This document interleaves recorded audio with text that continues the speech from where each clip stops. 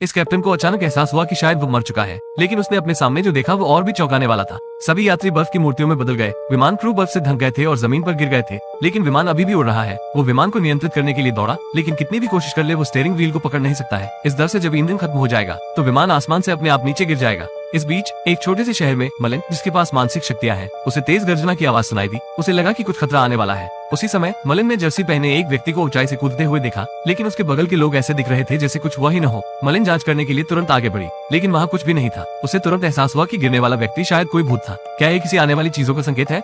अगले दिन आत्मा को मलिन मिल गई। यह वही विमान का कैप्टन था। मलिन ने उससे पूछा कि वो क्या चाहता है, लेकिन उसने कुछ ऐसा कहा, कैप्टन विमान के साथ रहता है और उसी के साथ मर जाता है। और उसने कहा कि वे सभी सो रहे हैं। मलिन उलझन में थी। उसने उससे पूछा कि वो अब कहाँ है। उसने उत्तर दिया, बेहद करीब, वो बस गायब हो गया। यहाँ पता चला कि कप्तान की अभी अभी मृत्यु हुई थी। उसकी आत्मा अभी भी अस्त व्यस्त स्थिति में भटक रही थी, इसलिए वो मलिन से बात नहीं कर पा रहा था। लेकिन मलिन को पता था कि उसे ढूंढने के लिए उसे मदद की जरूरत होगी। उसने सारी जानकारी जुटाना शुरू कर दी।